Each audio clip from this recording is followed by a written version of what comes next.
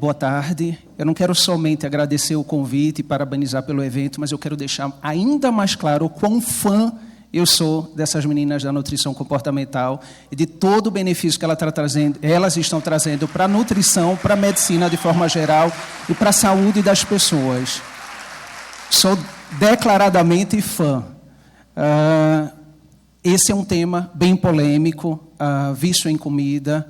A gente encontra uma série de publicações a respeito disso, muitas vezes publicações confusas, eu trouxe algumas que vocês verão, que falam claramente sobre vício em comida e defendem a ideia sobre vício em comida.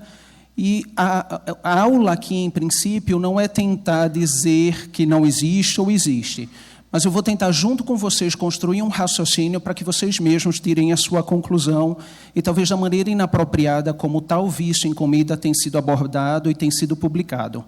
Vocês imaginam que falar em vício em comida é algo recente? O que é que vocês acham? É modismo, é algo novo ou é algo que já se fala há muito tempo? Sabe de onde começaram as primeiras discussões sobre vício em comida? Já cientificamente falando, já lá na década de 70, mas popularmente falando, na década de 60. Vocês já ouviram falar de comedores compulsivos anônimos? Os comedores compulsivos anônimos, eles já existem desde a década de 60 e eles seguem as regras de orientações comportamentais, de mudanças comportamentais e de tentativa de mudança da relação de comida, baseado nos 12 passos dos alcoólicos anônimos e dos narcóticos anônimos, que são claramente comportamentos relacionados a vício e a dependência. Isso indiscutível. E eles seguem, portanto, a mesma ideia de que sua relação compulsiva com a comida necessariamente representaria um vício. E aí, daí veio as expressões chocólatra, por exemplo. E a clara ideia de que ser chocólatra é uma pessoa viciada em chocolate. E se, portanto, você não sabe lidar com chocolate, você deve evitá-lo. Não é assim com álcool. Se você é dependente de álcool, você deve evitar o álcool para sempre, nunca o primeiro gole. Da mesma forma, se você é chocolatra, nunca o primeiro chocolate. A questão é, será que isso é possível? Viver, isso é falado há tanto tempo e reforçado cientificamente sobre a ideia de quanto mais você classifica alimentos como proibidos, mais há a chance, de fato, de você ter episódios de descontrole alimentar com aquele alimento em particular. Então, a grande questão é, será que é assim que a gente deve tratar alguns alimentos? E o ponto é, será que o chocolate tem alguma evidência de que ele tem poder viciante? A gente está falando de adição, ou adicção, addiction. E a gente está falando, portanto, de vício, de dependência.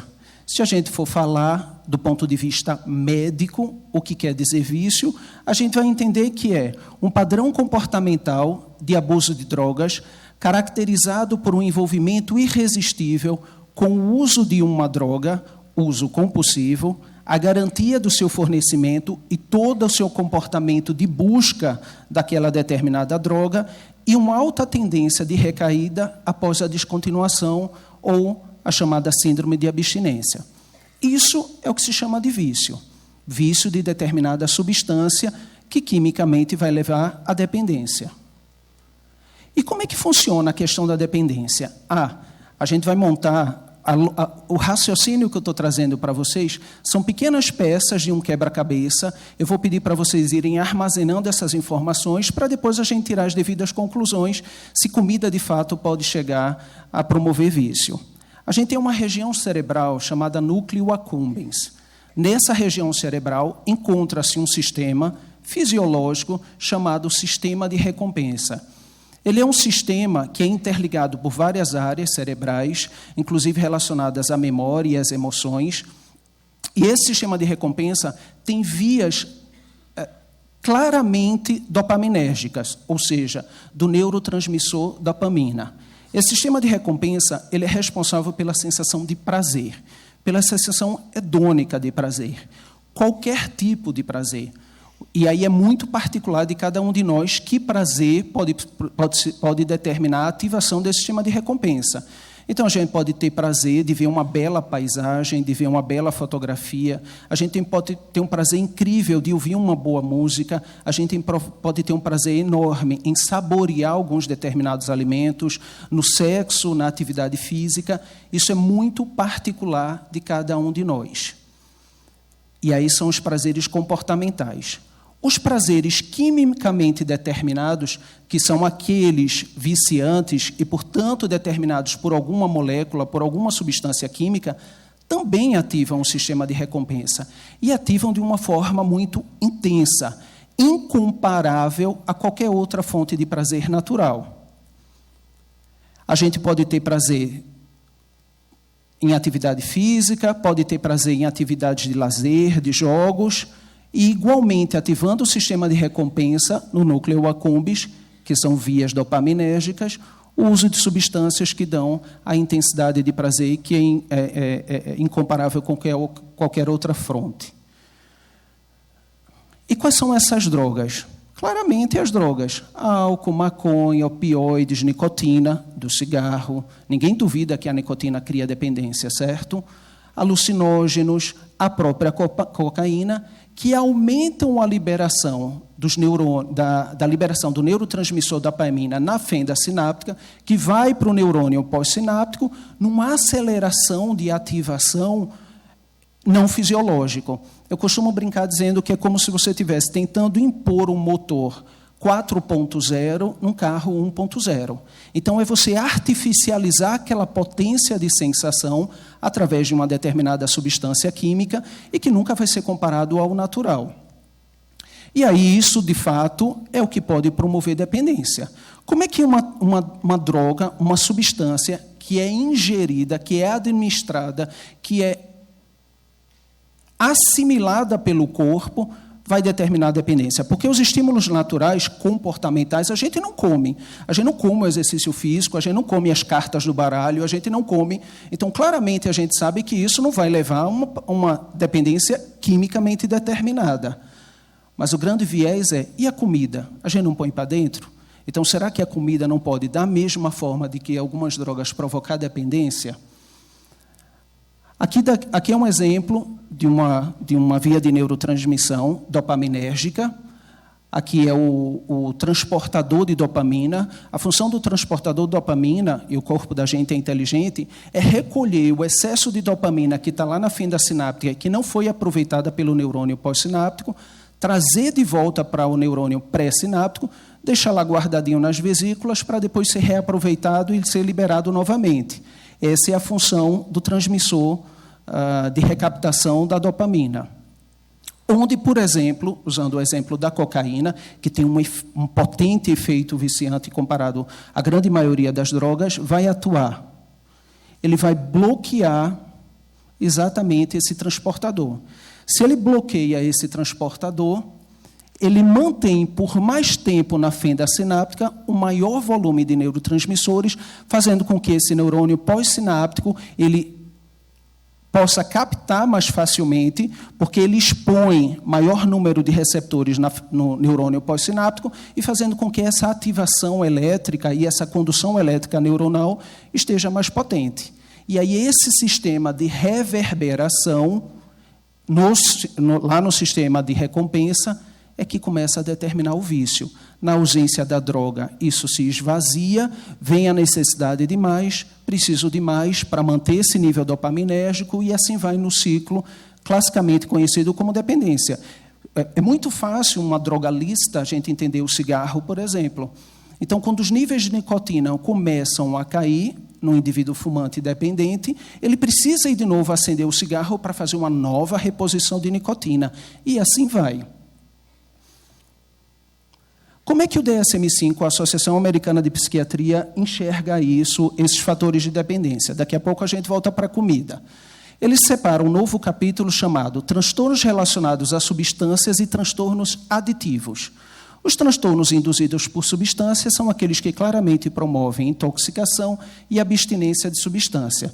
E são 10 classes que ele classifica, distintas de drogas, promotoras de dependência.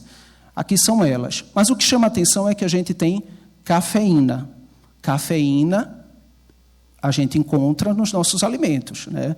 Vários alimentos a gente ingere que é promotor de contém cafeína na sua composição natural, como chás, particularmente o chá preto e bem menos o chá verde, guaraná, o próprio café, noz de cola, que é aquilo que é utilizado naqueles refrigerantes pretos, tipo cola, e eles têm também cafeína, e, portanto, eles teriam, teoricamente, um poder viciante, erva mate e cacau, que também tem alguma concentração de cafeína.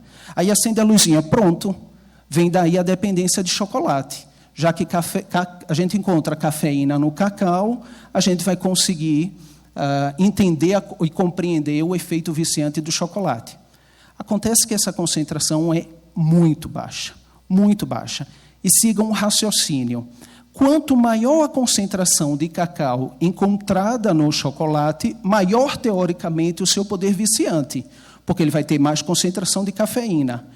Quem é que consegue se viciar, entre aspas, em cacau 90%? A gente dá uma mordida e não aguenta mais comer.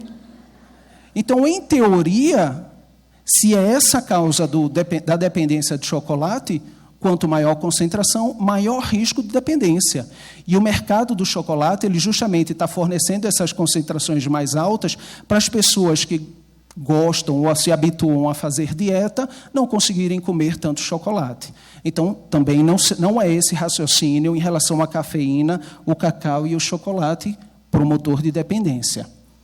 O DSM-5 considera, portanto, com seus critérios diagnósticos bem definidos, a cafeína como sendo um poder viciante, mas para tal precisa de uma concentração muito grande.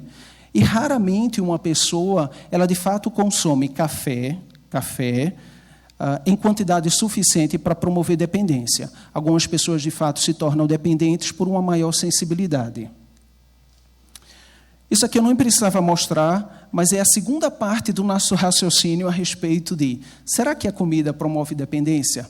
Quem é o principal vilão que é crucificado como grande promotor de dependência? Açúcar. Ele é o grande vilão. A grande maioria das pessoas, quando falam de dependência, de vício em comida, etc., falam dos doces e das fontes de açúcar. A gente tem aqui os carboidratos simples, os monossacarídeos, os disacarídeos, glicose, frutose, galactose, etc. Isso aqui é só para a gente seguir um raciocínio sobre a glicose. E vocês vão me ajudar com isso. Está aqui o processo digestivo, a ingestão de carboidratos, qualquer fonte, portanto, de carboidratos, todo o processo digestivo, e aqui no intestino, os monossacarídeos, aqueles em que a glicose se inclui, são absorvidos pelas células intestinais por meio de transporte ativo e difusão simples e caem na corrente sanguínea. Respondam-me, será que o nosso corpo, o nosso cérebro, quimicamente falando, vai saber reconhecer que aquela molécula de glicose foi ingerida a partir de um doce, como o chocolate, ou foi ingerida a partir de uma macarronada? Alguém é viciado em macarrão? Vocês ouvem as pessoas falarem de vício em macarrão? A gente está falando do mesmo, a glicose. Então, se a molécula de glicose, como a de cocaína se inseria, promovesse dependência, qualquer fonte de carboidrato promoveria o mesmo risco.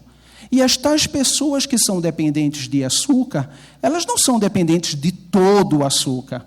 Elas têm particularmente um determinado tipo de alimento doce, que é promotor de dependência. Como na psiquiatria a gente sabe, na medicina de forma geral, há a dependência cruzada. Então, se ele fosse dependente de chocolate por conta do seu teor de açúcar, ele certamente seria dependente de outros açúcares também e, portanto, de outros doces. Então, já não faz muito sentido esse raciocínio. O que é esse falado ainda, seguindo o raciocínio, dos transtornos relacionados a substâncias? Todas as drogas que são consumidas em excesso têm em comum a ativação direta do sistema de recompensa do cérebro. Aquele exemplo lá que eu mostrei da cocaína indo interferir na neurotransmissão dopaminérgica do núcleo accumbens. Em vez de atingir a ativação do sistema de recompensa por meio de comportamentos adaptativos, as drogas de abuso ativam diretamente as vias de recompensa. Os mecanismos farmacológicos pelos quais cada classe de drogas produz recompensa são diferentes, mas elas ativam o sistema e produzem sensação de prazer. Então, elas ativam diretamente aquela via de neurotransmissão. Assim seria com a glicose de qualquer fonte de carboidrato. Se fosse promotor de dependência, mas eu estou entendendo que vocês estão achando que não. E aí tem uma outra classe de transtornos que está no mesmo capítulo, que são os transtornos não relacionados à substância, mas também transtornos de adição, de dependência, de vício. E ele coloca como exemplo o transtorno do jogo. O transtorno do jogo, e aí vem o outro raciocínio, é comportamento. É um comportamento que pode gerar vício, que pode gerar dependência, mas a gente não come o jogo.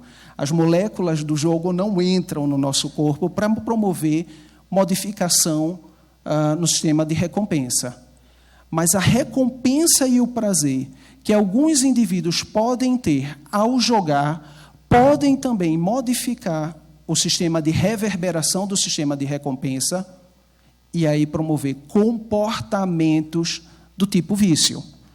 Então, reflete as evidências de que os comportamentos de jogo, jogos de azar, em que se aposta, ativam o sistema de recompensa semelhantes aos ativados por drogas de abuso e produzem alguns sintomas comportamentais que podem ser comparados aos produzidos pelos transtornos de uso de substâncias. E ele ainda descreve outros padrões comportamentais de excesso, como jogo pela internet, adição sexual, adição por exercício, adição por compras, não são incluídos nesse capítulo, porque até o momento não há evidências suficientes revisadas por pares para estabelecer os critérios diagnósticos e as descrições dos cursos necessários para identificar tais comportamentos como transtornos mentais. Então, quer dizer que há a possibilidade de algum determinado comportamento ser considerado vício, mesmo que ele não modifique a molécula em si, o funcionamento lá da via dopaminérgica no sistema de recompensa. Então, a gente já está começando a raciocinar de uma outra forma. E aí vamos para o food addiction. Quando a gente pensa em food addiction, o conceito que é dito pela maioria dos trabalhos é que a ideia de que alguns indivíduos poderiam ser viciados em comida partiu de estudos que verificavam que esses indivíduos ativavam em exames de neuroimagem e neurofuncionais, lá localizados na região, a ativação na neuroimagem da região do núcleo accumbens, regiões cerebrais responsáveis pela recompensa e pela percepção de prazer de maneira similar à acionada por drogas como cocaína e heroína. E que alimentos altamente palatáveis, ricos em gordura, açúcar e sal, teriam potencial viciante. Então, qual é o raciocínio que a gente pode fazer? Vício em comida, é isso? Então, a comida pode promover um comportamento, mas se a gente pensa em comida, a gente está falando de nutrientes, mas os nutrientes podem provocar vício, e esse é um grande erro da grande maioria dos trabalhos que, infelizmente, continuam a existir. Esses trabalhos são trabalhos publicados agora, junho de 2018, que falam sobre food addiction. Esse daqui ele questiona até o conceito correto, a validação do conceito correto do food addiction, mas ele diz que está certo, que é food addiction mesmo. Aqui falando, tem até um trabalho que fala sobre os comedores compulsivos anônimos e a eficácia do trabalho dele em relação aos viciados em comida.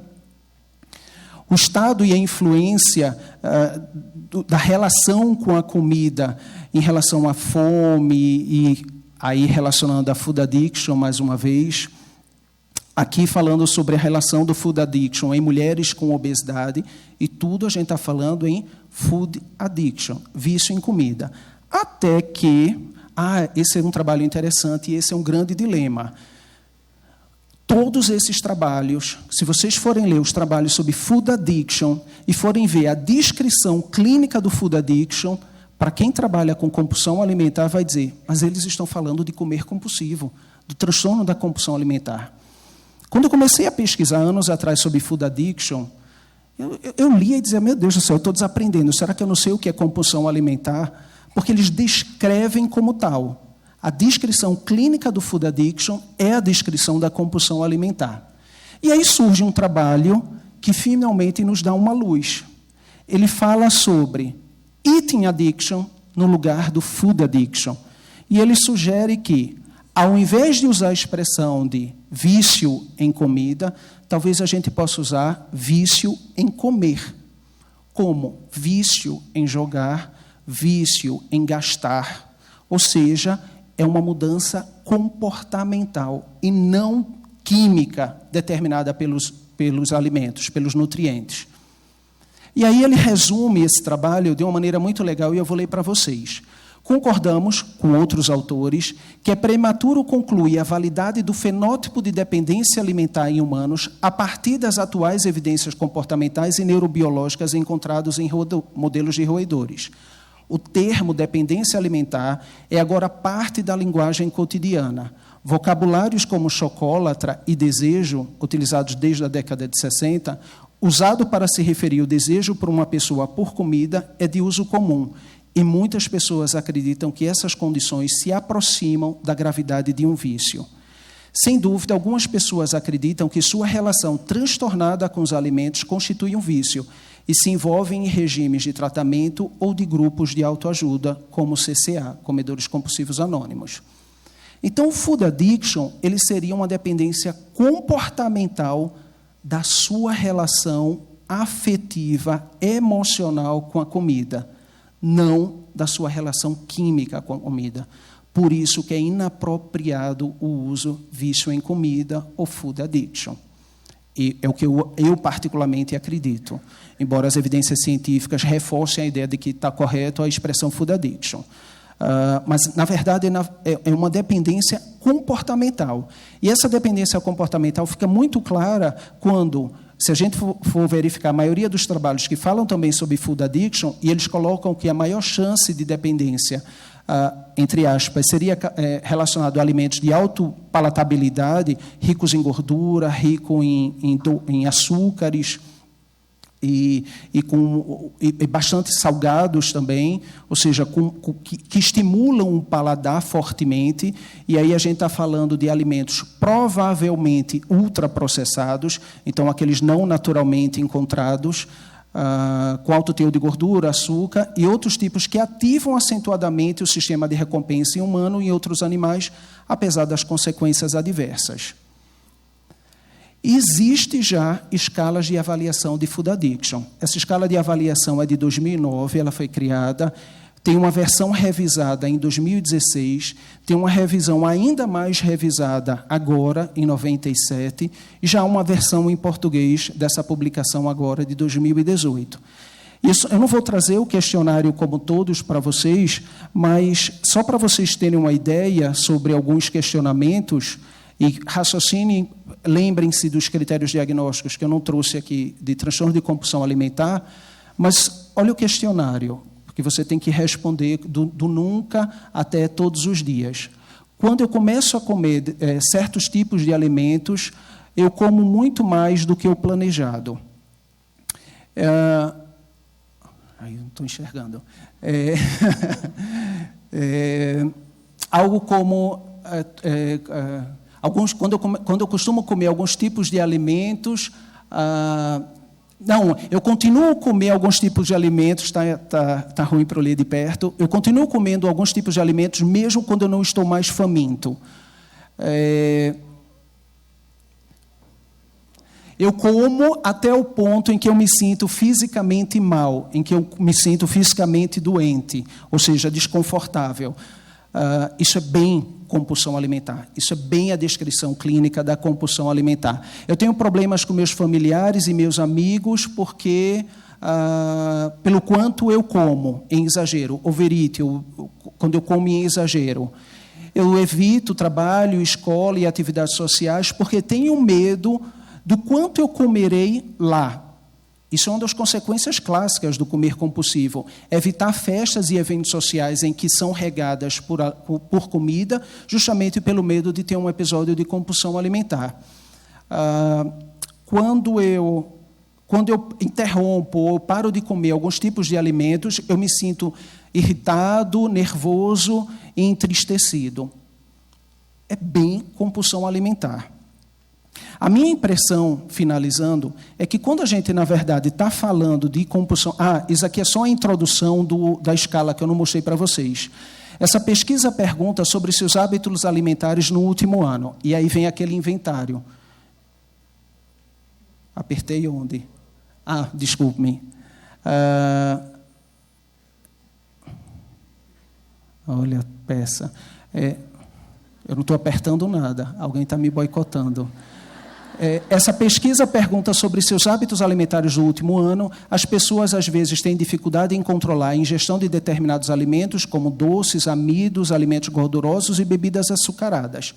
Quando as perguntas a seguir perguntam sobre determinados alimentos, por favor, pense em qualquer alimento semelhante àqueles listados no grupo de alimentos ou qualquer outro alimento com o qual você teve um problema no último ano. E aí o meu raciocínio, em particular, sobre food addiction, parece muito com o raciocínio que existia com os comportamentos alimentares noturnos inadequados até o ano de 2005.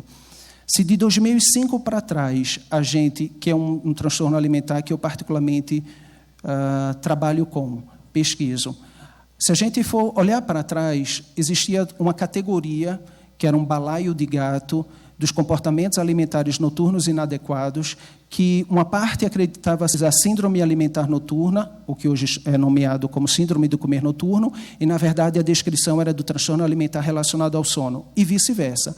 Até que, em 2005, a Classificação Internacional dos Transtornos do Sono, a terceira classificação, editada pela Academia Americana de Medicina do Sono, definiu o que era o transtorno alimentar relacionado ao sono, que é uma espécie de sonambulismo, em que a pessoa acaba levantando durante a noite, acordando e comendo no escuro.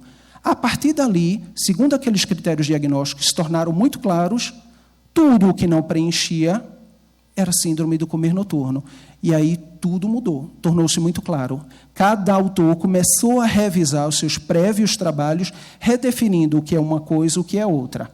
Na minha impressão, o que a gente precisa, em relação às pesquisas de food addiction, é começar a diferenciar claramente o que é atualmente chamado de food addiction, e o que é o TCA, porque, na minha visão, se eu aplicar a escala de avaliação do food addiction... e há trabalhos que falam de comorbidade de food addiction e transtorno de compulsão alimentar. Fazem uma prevalência alta de comorbidade entre os dois. No meu olhar, tem o viés de que as perguntas são baseadas justamente no comportamento clínico do transtorno de compulsão alimentar. Então, a gente precisa definir o que é food addiction, o que é TCA. O segundo ponto é identificar possíveis substâncias presentes nos alimentos ultraprocessados com potencial viciante e aí determinar o que é vício químico. Nesses casos, a gente está falando corretamente do food addiction. Ou seja, essas substâncias ultraprocessadas que não fazem parte, ou seja, elas são quimicamente determinadas e que, sim, elas poderiam, por desconhecimento atual nosso, promover dependência química, atuando lá diretamente, como a cocaína faz, no sistema de recompensa. Caracterizar o perfil desses pacientes, suas principais comorbidades psiquiátricas, e aí a gente poder definir classicamente o que é um quadro e o que é o outro, e, principalmente, para vocês que vão começar a pesquisar, ler e tentar entender o que é food addiction, entendam, hoje, na literatura atual, tudo que se fala de food addiction, ou vício em comida, se refere a eating addiction, a vício em comer. Então, é comportamental e não químico. Obrigado.